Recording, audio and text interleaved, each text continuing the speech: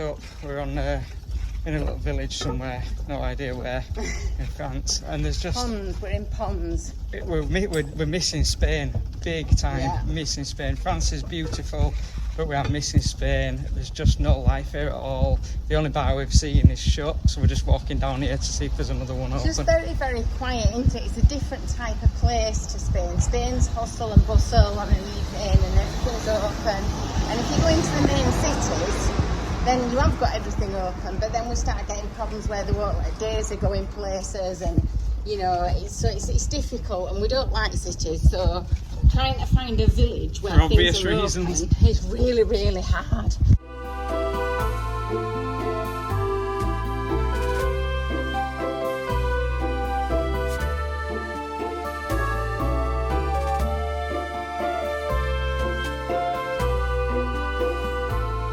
In Spain, when you go down these, like, you know, back villages, like your non-touristy villages basically, there's still bars everywhere and people are still bustling and there's life in it.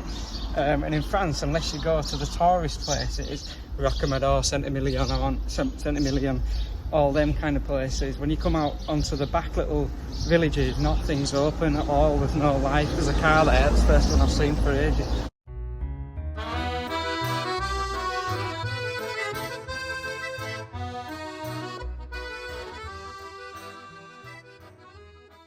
Like shouting, "Hello, is there anybody there?" It's just silence, and it's only about 7 o'clock in the evening. Everyone's just laughing because we could hear some music. We're like, "Oh yes, there's a bar," and it's a car garage here. Found a tiny little cafe to stop and get a drink. It's too hot as well. It's 35 degrees.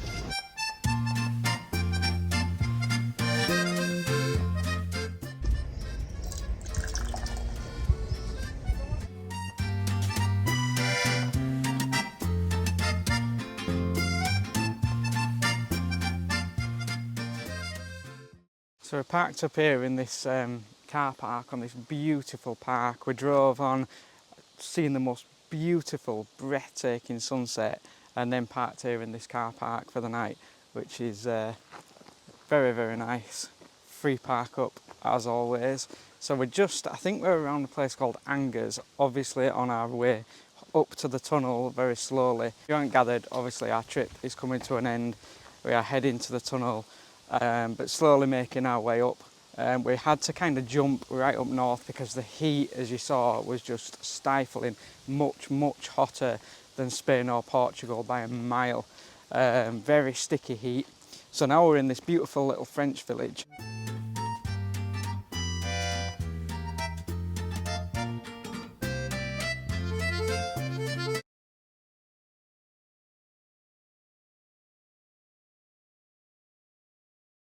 So once again, guys, we've arrived in a village that's very, very sleepy and very shut.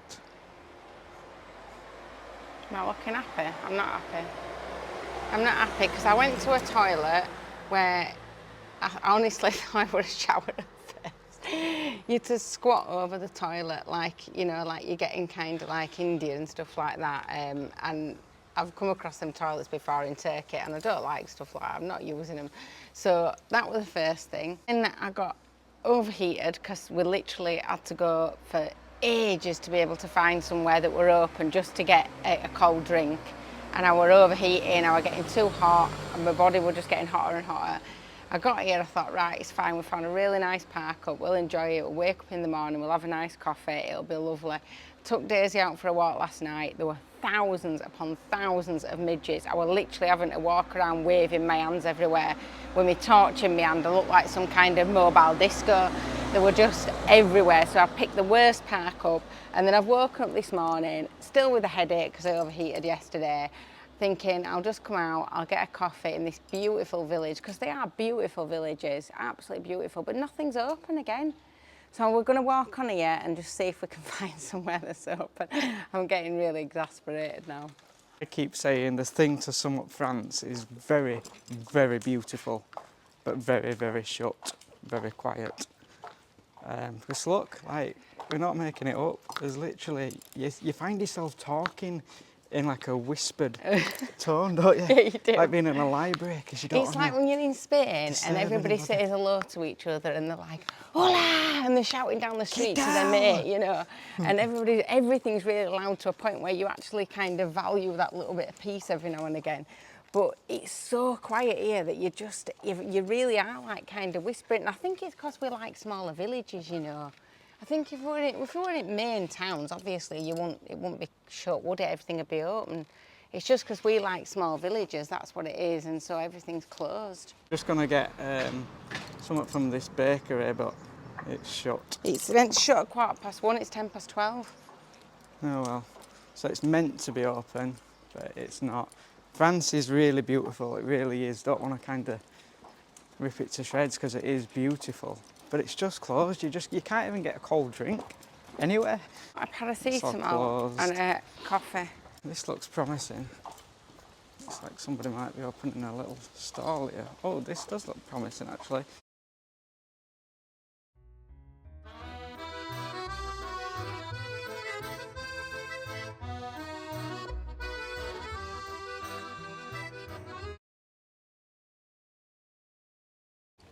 So we had to go sit inside because we weren't eating. We got banished to the naughty room and had to sit inside in the dark and have a coffee. But then we went to another place before this and they made us sit outside. Yeah, sit outside. Oh no, we weren't allowed to eat outside. We weren't allowed to eat outside, we had to eat inside. But here you could only eat outside and not inside. Not inside. So because we're having a coffee, we had to go inside. There's lots of rules, isn't there? Yeah. I'll be honest, the problem we've got is we know the places, because people are going to be shouting, there are places. We know Rocamadour, we know Saint-Emilion, we know the big cities, which obviously we don't like. We've been to before, yeah, and so we know there are places in France that are beautiful and bustling and lovely, and obviously this is beautiful, but it just don't have any bustle to it. Everything's shut. What we don't know is what's between. We only know those places, right? So we don't know how to kind of stumble across anything, you know, between kind of here and Calais, where we're going to get back on the tunnel. So we're struggling to find kind of anything that's to do, basically. So I've rung my brother. So she's rung. Hey, Jed. To see, there's a place that's bustling. is there that's anywhere not a city. like Rocamadour or Saint-Emilion between Angers and Calais? That's the question. We may have found life in France in a place called Bourges, B-A-U-G-E, Bourges. It's bustling as Spain, but there's plenty of cafes, bars, looks to be shops open. It's really pretty, got all like French windows and stuff to see. So this looks like a place that we can explore a little bit.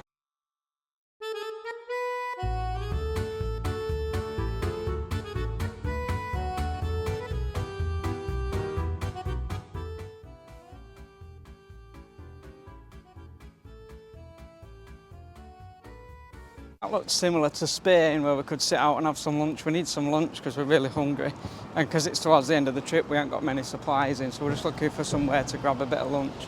But they don't do food at that place, only drinks, so we need to find somewhere else. That looks shut.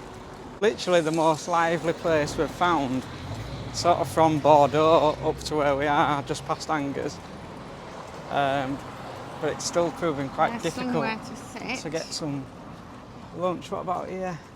A salon? Like a salon maybe, I think. With just tables and chairs outside. Probably just coffee. Oh, we are struggling. And the heat's still really kind of sticky. It's still a real sticky heat, even though we're up north. We're probably about 5, maybe 6 hours away from Calais, to put it in perspective. But the route we're on will hopefully take us around the outskirts of the dreaded Paris route. This one is, we thought it were a restaurant, but it's not. It's like a betting shop, just with tables and chairs outside, so that's out. 2 options left. There's a little bar here and then a little bakery there, which does have a table and chairs outside it, so we can always try that. This is where I'm really struggling with France. We're missing Spain, really missing Spain. There's literally like 20 different places to sit outside of, but none of them serve food. None of them with food, or it's different, it's just different. Buildings are unbeatable in France, they really are beautiful. This one, let's have a look guys, let's have a look. Any luck? No, it's shut. course it's shut. We did eventually find somewhere to eat in a village a little bit further up and managed to get a pizza and a drink each, which were really nice. Still in a quiet town, but at least we weren't going hungry.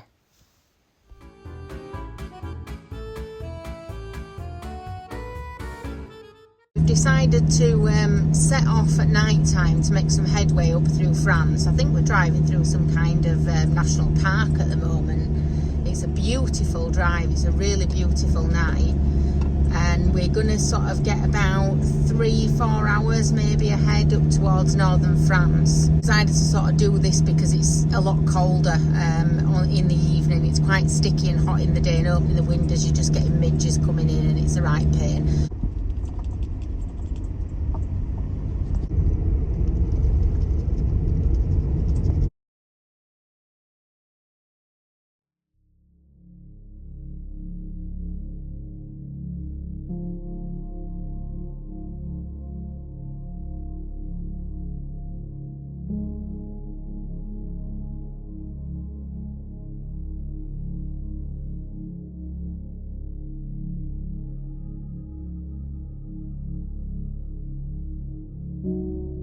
We're in Normandy, where the D-Day landings occurred, and the feeling is just surreal to actually be stood here.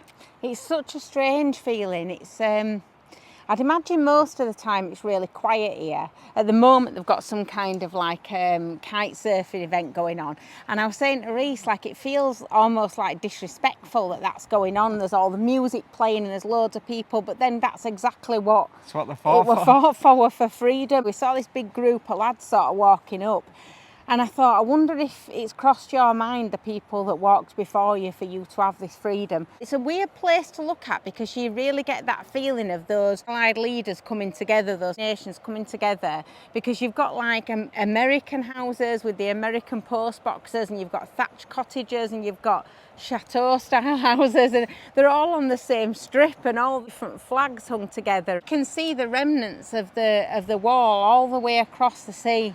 And it's really quite, I don't even know how to put it into words. It's haunting. Yeah, it is haunting. It's a frightening thing to think that you know, men were brought and dropped before and over that wall, and what they had to face. You can see this part here is the remains of kind of the wall. Imagine them running up this beach, they're getting shot at them, and this sand it's quite hard to walk in it. You can imagine they've got all the kit on. Can't imagine the fear and the bravery that took.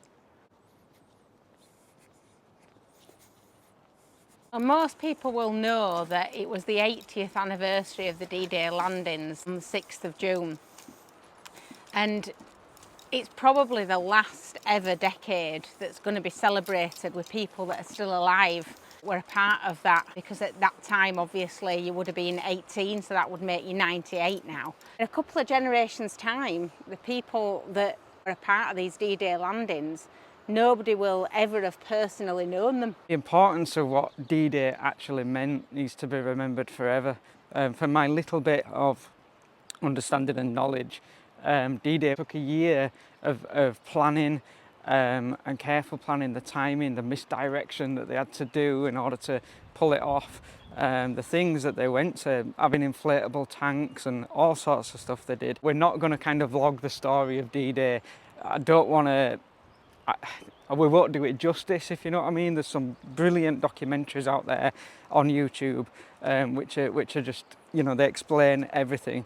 So we're not going to do that. We're just going to vlog it as, you know, us coming here as we always do, basically. So we're not going to do it as trying to tell you the whole D-Day history. But the importance of what D-Day meant, they had to win on that D-Day, essentially, from my understanding. If they'd have lost at that point, then the Nazi regime would have won, basically, is my understanding of it. So D-Day was so important. You know, it was a pinnacle moment, not just in the war, but for the entire freedom of the world moving forward. The freedom to live like we live, you know, the freedom to travel in a van, the freedom to go out and have a day at the beach. You know, there's that saying, isn't there, that, you know, they had their day at the beach so that you could have yours. So easy to forget, you know, that these were people's brothers, husbands, partners. They had names, they had personalities, they had lives, they had loved ones. And when their loved ones sent them off and waved them off over here to come and do this mission, they knew, you know, there were a good chance they were saying bye to them and never seeing them again. The men that came over here knew that it was a suicide mission in a lot of senses. Just, I don't know, it's heart-wrenching.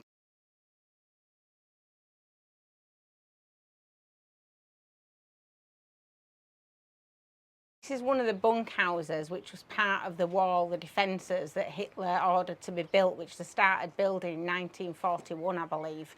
And it went on for years and years. And it wasn't just a wall. There were like trenches, there were gunfire, there were, you know, thousands upon thousands of landmines that all our troops and the Canadian troops, the American troops had to get across.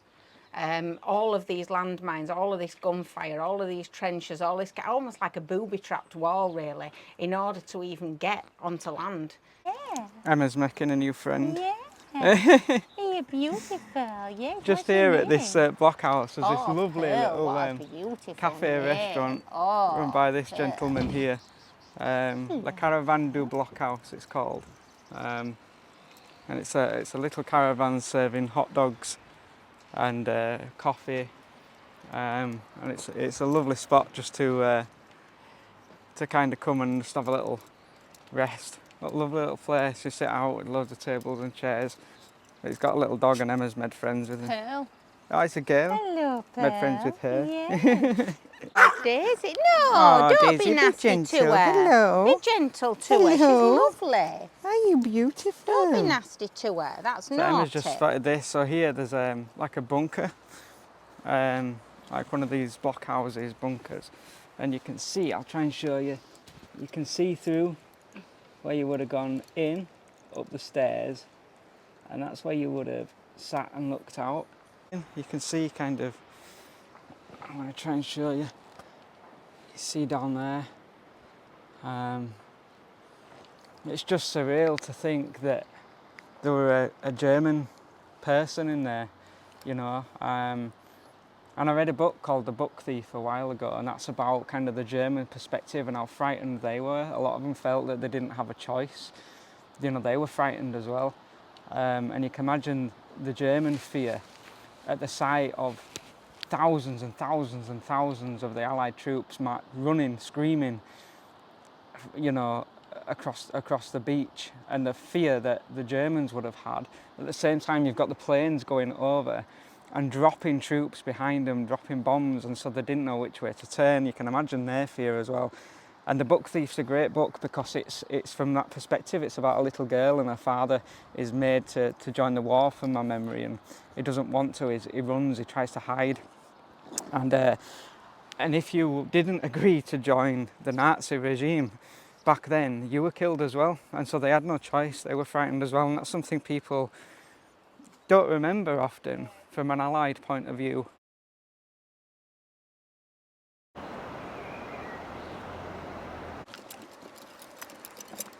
Thank you, that was lovely. Thank you. Merci, au revoir, thank you.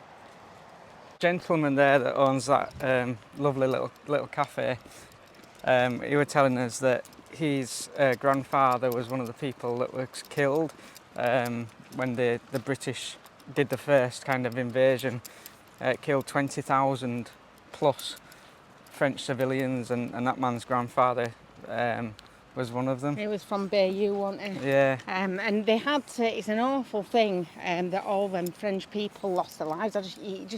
And you think at our hands, you know, it's just an awful thing, but it was something that had to be done in order to sort of weaken the resistance, really. You know, they had to attack certain areas. In order to destabilise, so they could then do the D-Day landings, the Normandy invasion. Meant that obviously they killed civilians because you didn't have the precision sort of bombing that you would, if you like, have now. Saying in the documentary that we watched that basically they weren't accurate, which is, you can't imagine, can you? You can't imagine what those people went through as well, knowing that they were hurting civilian people. It's just, what an awful time. How long did it take them to get the beach? I think it was half an hour to take control of the beach. which is unbelievable, isn't it? Yeah. And then about, I think it was by 10 o'clock in the morning, I think they landed at something like 7:30 or something like that. And then by 10 o'clock they're taking back control of the town. I think it's called Asnell or something like that, this town, and they're taking over control of the town by 10 o'clock. But then they still had to go and start to penetrate into France to get control of the other areas in France as well. The real feeling of it being unchanged here, you can feel like you're back in the 40s. The French countryside is so beautiful, but there's a real kind of feeling of it being unchanged. Normandy itself is just beautiful. You've got this beautiful kind of peaceful French countryside. It's just a really nice place to come. One that I wouldn't have really come to be honest. We have a little bit of interest in kind of the 40s era and the World War II and history, as you know if you watch us. But it's just a lovely place, one place I'd definitely come back to. There's lovely little cafes and it's quite quirky, like that little caravan. There's still a real feeling of a community spirit, isn't there? Yeah, definitely. You know what I mean? Like that kind of, I know that sounds daft so many years later, done 80 years later, but there's still a feeling of like a community spirit, people coming together. He's been really noisy today. I know, you've been noisy. She actually wants to walk, but we've forgotten a lead, haven't we? You've forgotten your lead. So we just had to let her out back then and she was like tottering at the side of us. She was trying to get through the holes in the wall where they would have put the snipers, wasn't she? Trying to get through onto the beach. So we've fabricated a lead from Emma's handbag. She's off, look.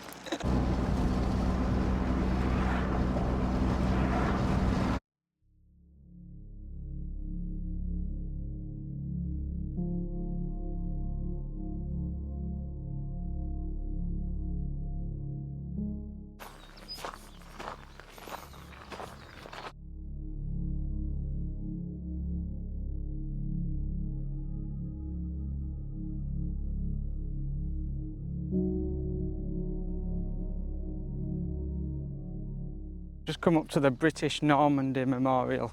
It's so peaceful here. I didn't feel like I could sort of chat and vlog when I was walking around it, but I got some sort of quick B-roll shots just to show you. But very solemn, peaceful. You couldn't hear a pin drop. Everybody were just kind of silent and being so respectful, which is really nice, I think. Just a place to make you stop and think is how I'd describe it. A really solemn place to kind of, yeah, it makes you think, is what I'll say. Definitely come and experience this place for yourself, Normandy. We didn't realise kind of how much the walk to kind of see around this area, but there's so much and we're just out of time. We've got to get back to the Channel Tunnel to cross back over to the UK, but we're definitely coming back here and I think we're going to spend a couple of weeks here, Emma's just been saying, and properly explore it and like really explore the history of it, because it's just so vast. It's such a vast area, very, very peaceful.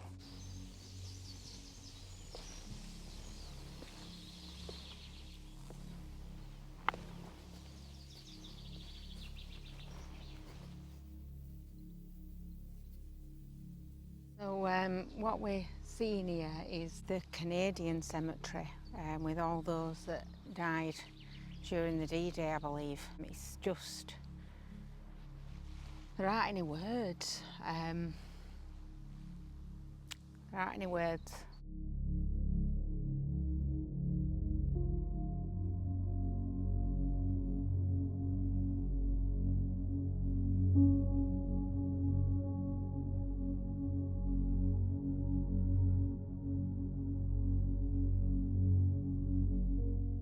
I don't really know how you put something like that into words. It's a very peaceful place, it's very beautiful, very well taken care of. But as you're walking around, there are obviously the names and the ages of everybody on each and every gravestone. And there's people, sort of young men, 18, 19, 22, 23, you know, it's just, you think about their parents and how they must have felt, and their brothers and their sisters, and You think about, like, you know, if they'd just got, maybe they'd just got married, maybe they'd got a partner at home, you know, maybe they'd got a wife pregnant and they were leaving while she were pregnant, expecting, you know, and you just think that probably in the throes of young love, in the throes of having the full life ahead of them, and they came out to do a mission that they knew they'd very likely not come back from. And they did that for us to have our freedom, for us to travel, and for us to kind of take for granted really what we do have every day, I suppose, to just live freely. But I think there's a lesson that we need to make sure we never forget, and that's that this were essentially one person that caused all of this, one man that tried to change the future of the world forever. And just because it was somebody in power, somebody in a uniform, everybody bowed down and did exactly what he said, through fear, probably, a lot of the time, and through the fact that a lot of people do just, you know, follow authority. And, you know, some people did that without question. And I think that we've got to always remember, when I learnt about World War II when I was at school, they don't really teach it much now, but when I learnt about it when I was at school, we were taught to always kind of remember to question, you know, to make sure that if somebody's telling you what to do, just because they're in a position of authority or a position of trust, don't mean they're always telling you to do the right thing. So always to make sure that you stick with your morals, and to make sure that you do what you know is right and question things that you know are wrong.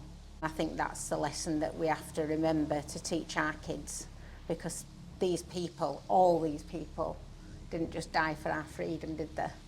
They died to make sure that this never ever happened again in the future. And I think that's our responsibility going forward.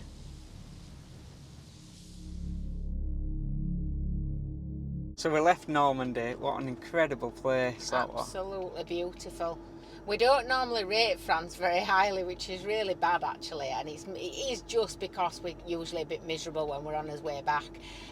But there was so much more to explore there, where the D-Day landings were though. There were so many more things to look at. There's museums, there's so many more monuments there, there's loads of things to look at, so I'd love to go back and explore that more. 100%. And then as we were coming out of Normandy, the little villages took us by surprise as well, because they were just breathtaking, absolutely breathtaking. And you know what we like for a Tudor building. We love a Tudor building. You can't beat a good Tudor building, can you?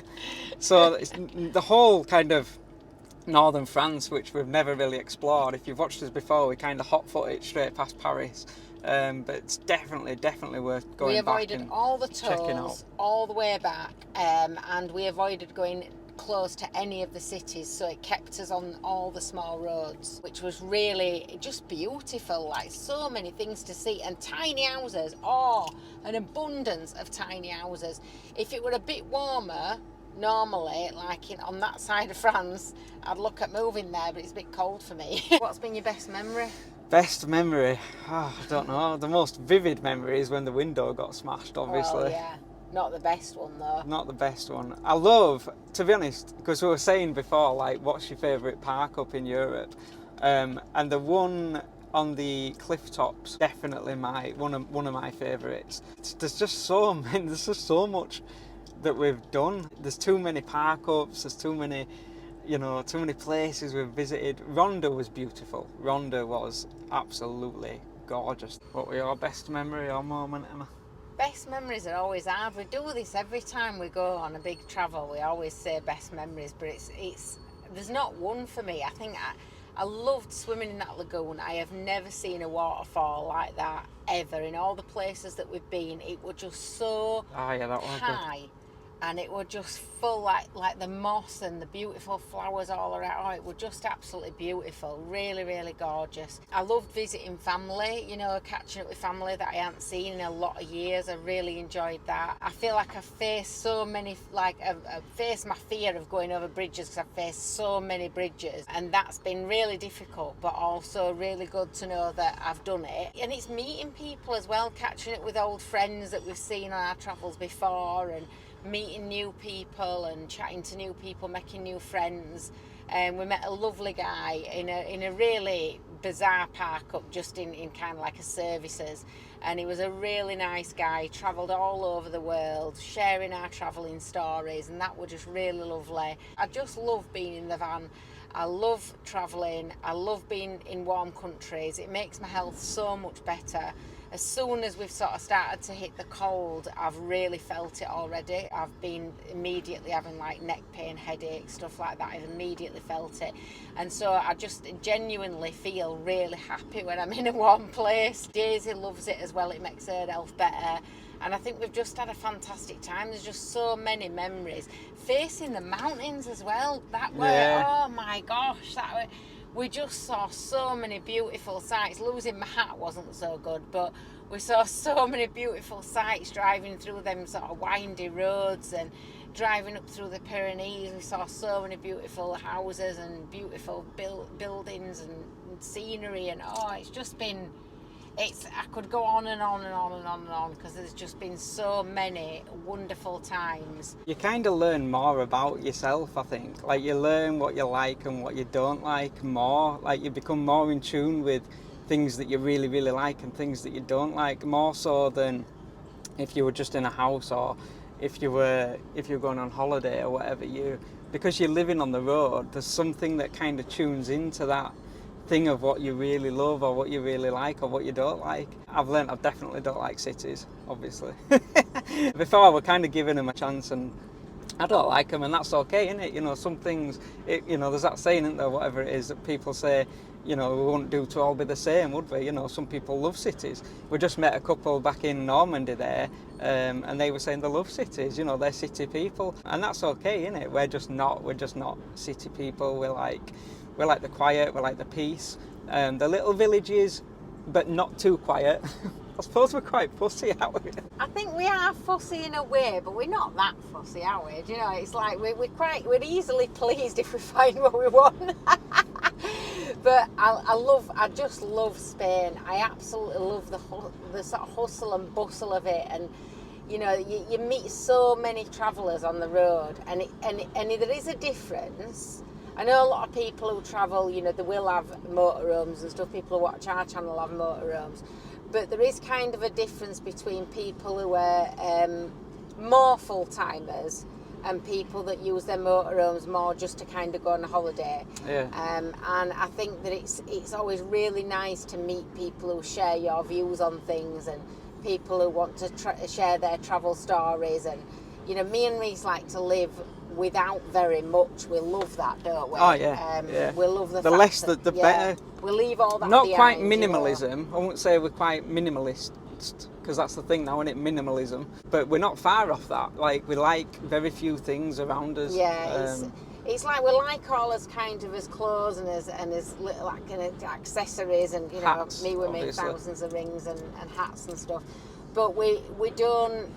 I suppose we just don't like having all the other stuff that comes with the house, and all the furniture and everything else, and all the different stuff that you've got to do, and and just being in a van, and like Reese was saying, being away, just you, your van, nature, you discover so much about each other that even after years and years of being married, you still discover so many more things about each other, and it kind of rekindles that relationship all the time, especially when you go into a different country, because I just think that you really get that time to investigate new places. It's just having that time just one-on-one, isn't it? And and it's lovely. I've really enjoyed it, really enjoyed it.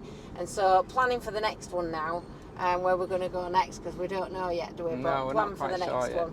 We're on the tunnel by now, if you hadn't noticed, with the background. We nearly missed it, We got here really early, and then I decided that I wanted to sort of clean the back of the van out, clean Romany out, and get her all sort of spruced up a bit and get everything sort of packed up. So we're going to go back to the cottage and sort of get things in order and what have you, ready for travelling around the UK again. So I'm in back and I'm doing everything, and Reese were having a bit of a nap, and all of a sudden he's like, it's last call, and we drove down, and we literally were the last ones getting on. Everybody were waiting for us. Our plans going forward over the next few weeks, months, whatever, those of you that watch us a lot will know that we've got a canal boat. that's been just hanging that around. never sails. Never sails. A canal boat that's never been on canal. Just costs us money and doesn't actually do anything. But obviously over winter it's very, very difficult to get any work done.